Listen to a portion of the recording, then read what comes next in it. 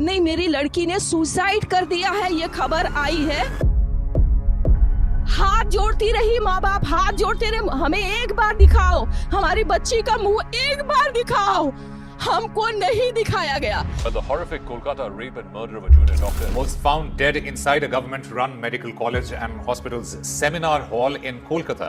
बच्ची का शरीर में कोई कपड़ा नहीं था, पैर दोनों राइट एंगल में मिला गया।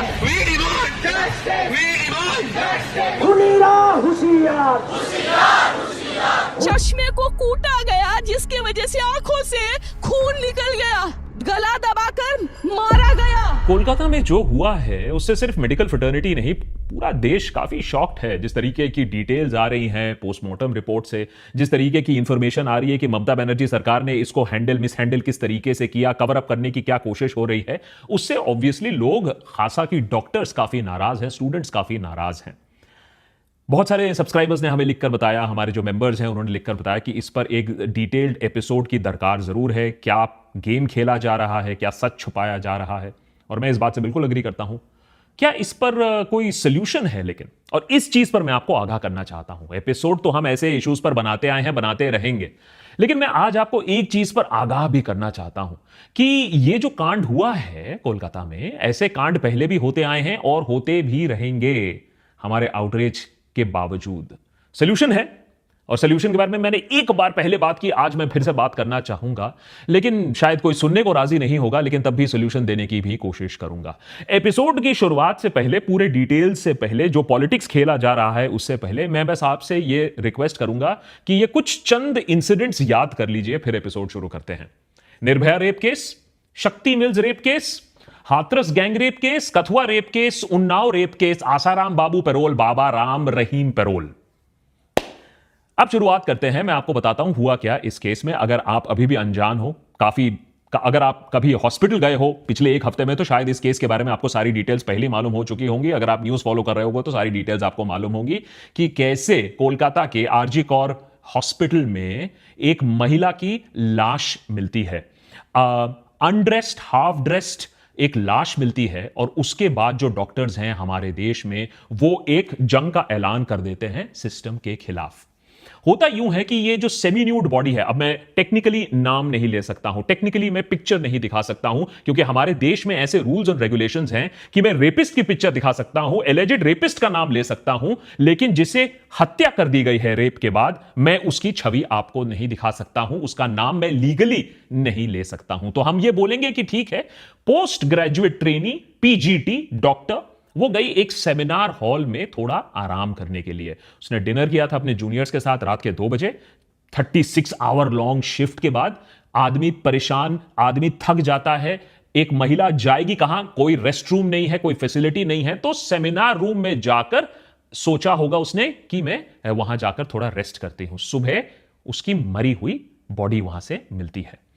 जो फर्स्ट कॉल किया गया था, देखिए शक की सुई कैसे शुरुआत होती है, फर्स्ट कॉल से। आप सोचिए कि कवर अप, जो लोग कह रहे हैं कि रेप और मर्डर तो हुआ है और एक अरेस्ट भी हुआ है, लेकिन कवर अप कैसे पॉइंट 0 से शुरुआत हो गई थी। जो फर्स्ट कॉल किया जाता है कोलकाता डॉक्टर के इस मर्डर रेप केस में, फैमिली को बताया जाता है कि महिला की मौत सुइसाइड से हुई थी, और इससे पूरी कहानी शुरू होती है रेप की, मर्डर की, गैंग रेप की, कवर अप की, पॉलिटिकल पेट्रोनेज की।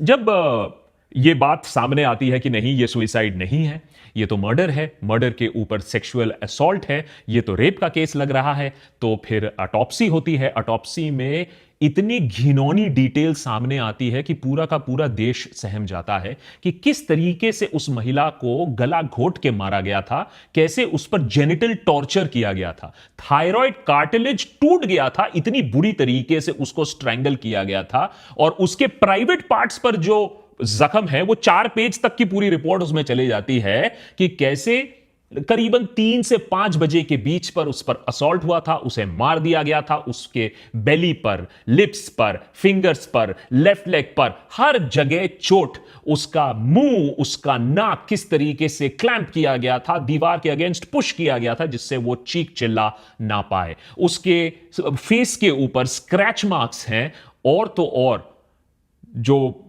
इमेजेस आती हैं जो पहले उसमें यह भी दिखाया जाता है कि कैसे उसके मुंह से खून, उसके आंखों से खून निकलता है। और ऑफ कोर्स प्राइवेट पार्ट्स पर जो वुंड्स हैं उसे जो ऑटोप्सी रिपोर्ट कहती है परवर्टेड सेक्सुअलिटी जेनिटल टॉर्चर, उसको लिखा जाता है उसके ऑटोप्सी रिपोर्ट पे। तो जब ये सारी चीज हुई थी तो सवाल ये है कि जब उसकी मां वहां पहुंची हॉस्पिटल में, सुइसाइड का केस जब उनको बताया गया, तो सुइसाइड के बाद उनकी बेटी की बॉडी को क्यों नहीं देखने दिया गया? उनकी मां का कहना है कि मैं उनसे गिड़गिड़ाती रही, भीख मांगती रही कि मुझे अपनी बेटी का शव तो देखने दो, लेकिन उसे नहीं देखने दिया गया। सोचिए, अगले दिन के 2 बजे माने जो मौत हुई थी करीबन उसके 12 घंटे बाद उसकी मां को उसकी डेड बॉडी देखने को दिया गया था। अब ऑब्वियसली इस चीज को लेकर थैंकफुली लोग आक्रोशित हुए, डॉक्टर्स खास करके आक्रोशित हुए, स्ट्राइक पर जाने की बात हुई, कोलकाता पुलिस पर प्रेशर हुआ, प्रशासन पर प्रेशर हुआ, तो इन्वेस्टिगेशन, छानबीन शुरू हुई और एक ब्लूटूथ डिवाइस जो शव के पास मिला था उससे अक्यूज्ड को पकड़ा गया। अक्यूज्ड कौन? ये है एक एलिजेड अक्यूज्ड, और इस बात को कोई मानने को अभी तैयार नहीं है। डॉक्टर फ्रेटर्निटी में तो डेफिनेटली कोई बात ये मानने को तैयार नहीं है कि ये संजय रॉय जो है यही है ओनली अक्यूज्ड। लेकिन एक अक्यूज को अरेस्ट किया गया था। हो सकता है इसके पीछे बड़ा षड्यंत्र है। संजय रॉय सीसीटीवी फुटेज में दिखाई देते हैं, सस्पिशियसली सेमिनार हॉल के आसपास मंडराते रहते हैं और उनको देखा भी जाता है कि फ्राइडे की अर्ली मॉर्निंग, मैंने भोर सवेरे हॉस्पिटल एरिया से वो निकल रहे थे। पुलिस ने बाद में सारे सस्पेक्ट्स को राउंड अप किया, उनको पूछताछ के लिए बुलाया। पूछताछ के समय सारे लोगों के मोबाइल फोन ले लिए गए। संजय फोन का मोबाइल फोन जब कनेक्ट करने की कोशिश की तो जो शव के पास ब्लूटूथ डिवाइस मिला था वो इमीडिएटली उनके फोन से कनेक्ट हो जाता है। तो सर्कमस्टेंशियल एविडेंस काफी था और उनको अरेस्ट कर लिया गया। अब ये जो रॉय कैरेक्टर है ये भाई साहब बहुत इंटरेस्टिंग है। ये तो अपने आप को ऑलमोस्ट एक कॉप ही समझते थे और अरेस्ट होने के बाद भी इनकी जो अकड़ है वो गई नहीं। टेक्निकली ये civic volunteer with Kolkata police है, और देखिए इस वजह से ये जो पुलिस के तार जुड़े हुए हैं, इस वजह से बहुत सारे लोगों का यही मानना है कि पुलिस ने इसके कवर अप करने की कोशिश जरूर की थी। सिविक वॉलंटियर्स होते टेक्निकली कॉन्ट्रैक्चुअल स्टाफ होते हैं। ये कॉप्स को अलग अलग चीजों पे हेल्प करते हैं। ट्रैफिक मैनेजमेंट हो गया, डिजास्टर रिस्पॉन्स हो गया। इनको 12,000 रुपए के आसपास एक सैलरी मिलती है और उनको टेक्निकली तो वो फैसिलिटीज नहीं मिलती हैं जो रेगुलर पुलिस पर्सनल को मिलती हैं। लेकिन देखिए कि कितनी पकड़ थी इनकी कि ये आरजी खार मेडिकल कॉलेज और हॉस्पिटल में इनके पास एक्सेस था। सारे डिपार्टमेंट्स में ये भाई साहब रॉय घूमते रहते थे और ये एक पार्ट ऑफ अ रैकेट थे। ये जो स्टेट रन हॉस्पिटल्स होते हैं कि पेशेंट्स को हम चार्ज करेंगे, एडमिशन के लिए हम हफ्ता वसूली करेंगे, जिसको एडमिशन नहीं करा पाए उनको आसपास के क्लिनिक्स में बेड मुहैया कराएंगे, ये सारा दलाली का काम ये करता था। अब कहा यह जा रहा है, रिपोर्ट्स ये दिखा रही हैं कि इनकी जो अकड़ है ये गई नहीं है। ये कह रहे हैं कि भैया लटकाना है तो मुझे लटका दो। इनके मोबाइल फोन से भी काफी सारा पोर्नोग्राफिक मटेरियल मिला है। ये एक वुमेनाइजर बताए जाते हैं, 4 बार शादी कर चुके हैं। एक डिस्टर्बिंग और वायलेंट स्ट्रीक रहा है इनमें। सारे जो शादी की थी इन्होंने वो डोमेस्टिक वायलेंस के चक्कर में ही सारी शादियां टूटी है। तो एक हिस्ट्री है of physically abusing his wives. लेकिन देखिए तब भी पुलिस में इनको एक्सेस मिल गया। यही नहीं, सबसे शायद घिनौनी और चौंका देने वाली बात यह भी थी कि देखो लॉ एंड ऑर्डर का कैसे मजाक उड़ता है। चाहे वो निर्भया का केस हो या ये कोलकाता में केस हो, दोनों केसेस में ही अक्यूज जो है वो घर में जाकर सो जाता है। आप इतनी घिनौनी कांड करते हो लेकिन इतना कॉन्फिडेंस है कि आपको कुछ नहीं होगा, आप बच जाओगे, कि आप घर में जाकर सो जाओगे, आप भागने तक की कोशिश नहीं करोगे। तो एक तो हुई कि यहां लॉ से तो किसी को डर नहीं लगता है और उन्होंने सोचा होगा भाई हम, हो सकता है ऐसे कांड पहले भी किया हो इस कैरेक्टर ने। ये सारी चीजें तो अभी इन्वेस्टिगेशन में सामने आएगी। लेकिन जो दूसरे गुस्से का कारण है वो है कि ममता बनर्जी गवर्नमेंट ने इतनी बुरी तरीके से इस केस को मेसअप किया, इतनी गंदी इनसेंसिटिविटी दिखाई, जिसके वजह से लोगों का आपा और भी खो गया। अब देखिए वेस्ट बंगाल सरकार क्या करती है। डॉक्टर संदीप घोष हैं, ये हैं प्रिंसिपल ऑफ आरजी खार मेडिकल कॉलेज। हाँ, इनके ऊपर जब प्रेशर आया, जब वहां के डॉक्टर्स रेजिडेंट्स ने प्रोटेस्ट किया, तो इन्होंने पहले तो रिजाइन करने से मना कर दिया। पहले तो इनके इनिशियल स्टेटमेंट्स थे कि उस लड़की को वहां जाने की क्या जरूरत थी। ऐसी घटिया भद्दी मेंटालिटी वाले तो प्रिंसिपल थे। जब प्रेशर में आए तो मॉरल रिस्पॉन्सिबिलिटी लेकर भाई साहब रिजाइन कर देते हैं। अब देखिए वेस्ट बंगाल गवर्नमेंट, ममता बनर्जी की सरकार, उनको 8 घंटे के अंदर अंदर रेजिग्नेशन लिया है आपने मॉरल रिस्पॉन्सिबिलिटी लेकर। 8 घंटे के अंदर अंदर Calcutta national medical college hospital के आप उनको शिफ्ट कर देते हो और वहां के प्रिंसिपल बना देते हो। ऑब्वियसली इससे और स्टूडेंट्स का आपा सामने आता है। अब सीएनएमसी जहां डॉक्टर संदीप घोष को अब लगाया गया है, तो वहां के स्टूडेंट्स ने कहा कि ये तो हम होने नहीं देखते। उन्होंने डॉक्टर संदीप घोष का कमरा ही लॉक कर दिया, उसके सामने धरना लगा दिया, बोला कि हम ये सरकार को ये काम नहीं करने देंगे। पहले तो आप रिलक्टेंट थे उनको वहां से जाने कार हॉस्पिटल से, और उसके बाद आप 8 घंटे के अंदर अंदर उन्हें रीलोकेट करते हो सीएनएमसी पर। तो ऑब्वियसली कहीं ना कहीं सरकार की भी दया दृष्टि है इस इंसान पर। As a matter of fact, Akhtar Ali जो एक्स डेप्यूटी सुपरिटेंडेंट है RG Kar college medical college के, वो कहते हैं कि ये जो कैरेक्टर है ये बहुत ही करप्ट पर्सन है। ये स्टूडेंट्स को फेल करता था, ये 20% कमीशन खाता था टेंडर ऑर्डर से, ये अल्कोहल देता था स्टूडेंट्स को। तो ये अपने आप ही काफी डूबियस पर्सन है, माफियोसी टाइप पर्सन इसे बोला जाता है। अपने बाउंसर लेकर कोई प्रिंसिपल ऐसे चले जाता है तो बहुत शक की बात होती है। जब इतना बड़ा बखेड़ा खड़ा हुआ, जब ये जो शिफ्ट करने की जो कोशिश हुई वो जब सामने आया, उसके बाद ममता बनर्जी प्रेशर में आकर कहती हैं कि नहीं नहीं देखिए हम तो आपके साथ हैं, हम तो डेथ पेनल्टी चाहते हैं जो अक्यूज्ड है, और I endorse the demands made by junior doctor कि भैया इसे कड़ी से कड़ी सजा मिले। और ममता बनर्जी ने मंडे को अल्टीमेटम भी दिया पुलिस को कि नहीं नहीं, अगर तुमने केस संडे तक सॉल्व नहीं किया तो मैं सीबीआई को प्रोब दे दूंगी। लेकिन ममता बनर्जी की ये जो धमकी थी, ये हाईकोर्ट ने आकर उस पर पानी फेर दिया, क्योंकि संडे तक कोई इंतजार करने को तैयार नहीं था। हाईकोर्ट ने आकर डॉक्टर संदीप घोष को पहले तो फटकार लगाई कि सबसे पहले तो आपका जो रवैया था इस केस को हाईलाइट करने के बाद वो काफी डिसहार्टनिंग था, आप प्रोएक्टिव नहीं थे। उसके बाद आप 8 घंटे के अंदर दूसरे कॉलेज में ट्रांसफर ले लेते हो, मॉरल रिस्पॉन्सिबिलिटी लेने के बाद इमीडिएटली आप कहीं और चले जाते हो। यह नहीं चलेगा, आपकी ड्यूटी से हम रिलीव करते हैं और घर पर जाइए, जाकर बैठिए। और कैलकाटा हाईकोर्ट ने स्टेप इन करके यह पूरा मामला इमीडिएटली सीबीआई को हैंडल कर दिया। अब कोई कोलकाता पुलिस की इंटरवेंशन की जरूरत नहीं है, अब यह सीबीआई इस मैटर को प्रूव करेगी। तो सवाल यह है कि अगर अक्यूज्ड ऑलरेडी जेल में है, अगर अरेस्ट हो चुका है, ममता बनर्जी खुद ही कह रही है कि सीबीआई को हम प्रोब खुद ही सौंप देंगे, तो इतनी जल्दी क्या थी सीबीआई प्रोब की? सारे लोग कोलकाता पुलिस को क्यों बिलीव नहीं कर रहे थे और सीबीआई प्रोब की मांग क्यों कर रहे थे? सबसे बड़ा सुइसाइड एंगल फर्स्ट डे से ही, फर्स्ट आवर से ही करने की क्या जरूरत थी? किसको बचाने की कोशिश कर रही थी वहां की प्रशासन, किसको बचाने की कोशिश कर रही थी पुलिस? तो वो अपने आप में काफी शक का एक बहुत बड़ी वजह बनती है। उसके बाद ये जो फाउल प्ले है कि किस तरीके से फैमिली को छुपाने की कोशिश हो रही थी, मिसगाइड करने की कोशिश हो रही थी, और अब तो बंगाल डॉक्टर्स क्लियरली एलिगेशन लगा रहे हैं कि जो एविडेंस है उसके साथ भी टैंपर करने की कोशिश हुई है। वहां पेंटिंग चालू हो गया है, वहां रिकंस्ट्रक्शन वर्क चालू हो गया है, क्राइम सीन को टैंपर करने की कोशिश हुई है पिछले कुछ दिनों में। और पुलिस प्रोटेक्शन तो कहीं ना कहीं से थी इस रॉय इंसान को, और इसीलिए जरूरत है कि पुलिस इसको इन्वेस्टिगेट ना करे, क्योंकि ये इंसान जाकर निन्नी कब का सोया कहां? पुलिस बैरक्स में जाकर। सोचिए, रेप करने के बाद बंदा जाता है पुलिस बैरक्स में सोने के लिए, तो आप सोचिए कि उसके पुलिस के तार कैसे जुड़े हुए हैं। और साथ ही साथ ममता बनर्जी ने एक फ्रॉड सा एक इंक्वायरी पैनल बैठाया 11 मेंबर का, जिसमें इंटर्न्स भी भरे थे। उस इंक्वायरी पैनल में किसी को भी भरोसा नहीं था, ना कोर्ट को भरोसा था और ना जनता को भरोसा था। लेकिन ये जो प्रोटेस्ट हम देख रहे हैं, जो नेशन वाइड प्रोटेस्ट देख रहे हैं, बाय द वे याद रखिए, ये सिर्फ एक केस की वजह से नहीं है। ये एक ट्रेंड बन चुका है कि किस तरीके से मेडिकल फ्रेटर्निटी पर अटैक्स काफी बढ़ चुके हैं। एम्स दिल्ली की ओपीडी में अभी तो कोहराम मच गया पिछले कुछ दिनों में, जब डॉक्टर्स ने वहां स्ट्राइक ज्वाइन कर लिया। सॉलिडारिटी बाकी शहरों में भी काफी डॉक्टर्स ने दिखाया है, नॉन इमरजेंसी सर्विसेज को बंद करके। कोलकाता में तो पिछले कुछ दिनों में इमरजेंसी सर्विसेज भी बंद हो गई थी, तो वहां ऑब्वियसली लोगों को काफी दिक्कत आई है। लेकिन डॉक्टर्स ने भी यह बोला है कि अब हमारा जो सब्र का बांध है वो टूट चुका है। उधर एम्स दिल्ली ऑफिशियल्स ने वार्न किया है रेजिडेंट डॉक्टर्स को, अगर आप ज्यादा प्रोटेस्ट करोगे तो फिर आपके ऊपर भी कार्रवाई हो सकती है, क्योंकि ये अगेंस्ट द लॉ है। लेकिन ये बात भी सच है कि वायलेंस अगेंस्ट द डॉक्टर्स अगर आप देखो, अगर आप परसेंटेज भी अगर आप देखो, तो काफी ज्यादा हो रहा है। दुनिया में सबसे ज्यादा में से हम काउंट हो रहे हैं। एक सर्वे कहती है China 85% of doctors have experienced workplace violence, और वहीं इंडिया का वो आंकड़ा 75% है। आप सोचो, 75% डॉक्टर्स के ऊपर कभी ना कभी किसी ना किसी तरीके से फिजिकल वायलेंस, मैं वर्बल की बात नहीं कर रहा हूं, किसी ना किसी तरीके से वर्कप्लेस वायलेंस हुआ है। तो कहीं ना कहीं तो इसको ठीक करने की, इसको एड्रेस करने की जरूरत है। और ये जो हुआ है, जो कोलकाता में हुआ है, वो उसका वर्स्ट ऑब्वियसली एग्जाम्पल है।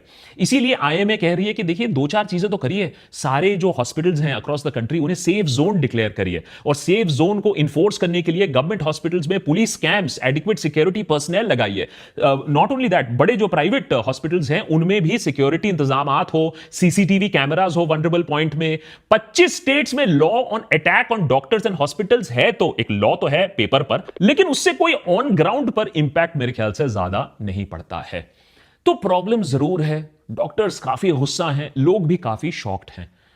लेकिन इस केस के बाद भी मैं क्यों बोल रहा हूं, और आप मुझे मारोगे मैं जानता हूं, लेकिन तब भी मैं बार बार इस चीज को क्यों रिपीट कर रहा हूं कि ये इंसिडेंट्स फिर से होंगे। ये इसलिए होंगे, और मेरी जो नेगेटिविटी है और जो मेरी पेसिमिज्म है उसको जरा माफ करिएगा, ये इसलिए होंगे क्योंकि हम बार बार ऐसी चीजें कवर करते आए हैं, इनजस्टिसेस कवर करते आए हैं। लेकिन प्रॉब्लम यह है कि हमारा जो आउटरीच है ना, वो सिर्फ 2 दिनों के लिए होता है।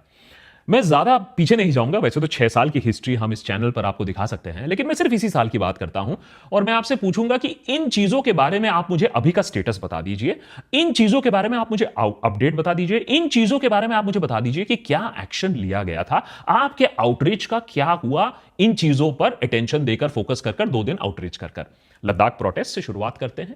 फार्मर प्रोटेस्ट एंड डिमांड्स की अगर हम बात करें, एमएसपी की इशू की बात करें, इलेक्टोरल बॉन्ड जो स्कैम जो एक्सपोज किया सुप्रीम कोर्ट में, उसके बाद क्या हुआ, प्रज्वल रेवन्ना के साथ क्या हुआ, संदेश खाली में आप लोग ने बहुत सारा और मैंने आउटरीच किया, एपिसोड बनाया, उसमें क्या हुआ, Pune Portia hit and run case में हमने मल्टीपल एपिसोड्स बनाए और पुलिस ने भी कहा हम पूरा एक्शन लेंगे, उसमें क्या हुआ, कोटा सुइसाइड जो हर दूसरे दिन रिपोर्ट होते रहते हैं, उसमें क्या हुआ, दिल्ली फ्लड हो गया, गुरुग्राम डूब गया, उस पर किसी पर एक्शन हुआ, यूपीएससी एंट्रेंस स्कैम साफ साफ सबको दिखता है कि किस तरीके से ओबीसी सर्टिफिकेट और डिसेबिलिटी सर्टिफिकेट लेकर लोग यूपीएससी, सबसे प्रेस्टिजियस यूपीएससी को भी स्कैम बना के रखा है, उसका क्या हुआ, नीट में सबको मालूम है पेपर लीक हुआ, उसका क्या हुआ, और ये जो रिसेंटली यूपीएससी स्टूडेंट बेसमेंट में मारा गया, उस पर क्या कार्यवाही ली, एक्सेप्ट आपने एक एमसीडी के छुट्टू मुट्टू कर्मचारी को सस्पेंड कर दिया।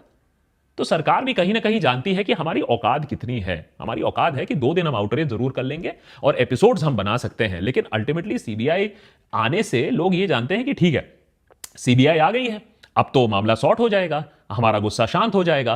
लेकिन सीबीआई कोई शर्लक होम्स है क्या? क्या सीबीआई स्कॉटलैंड यार्ड से भी आगे चली गई है कि सारा क्राइम, तो खैर स्कॉटलैंड यार्ड भी नहीं कर पाती है, वो छोड़ दीजिए, और इसके ऊपर उसके ऊपर हम फिर पॉलिटिक्स खेलेंगे और बोलेंगे कि देखिए ये पार्टी फलाना, ये पार्टी डिमका, और उसके ऊपर इन सब चीजों पर पॉलिटिक्स खेला जा रहा है। जबकि सच तो यह है कि हमारे देश में कोई भी पॉलिटिकल पार्टी नहीं है जो मॉरल सुपीरियरिटी क्लेम कर सके ऑन विमेन सेफ्टी, या दिखा सके कि उनकी ट्रैक रिकॉर्ड विमेन सेफ्टी को लेकर अच्छा है। वैसे बोला जाता है कि कोलकाता विमेन के लिए ज्यादा सेफ हुआ करता था, मे बी एक जमाने में हुआ करता था, अब तो नहीं है, तो इसके लिए टीएमसी को भी लताड़ा जा रहा है। उधर बीजेपी को ज्यादा खुश होने की जरूरत नहीं है, क्योंकि हम आए दिन रिपोर्ट देख रहे हैं कि कैसे कैसे लोगों को बार बार बेल मिल रही है। और अभी लेटेस्ट डेरा चीफ गुरमीत सिंह भैया 21 डेज पेरोल उनको फिर से मिल गया। 245 days in the last 4 years तो वो जेल से बाहर रहे।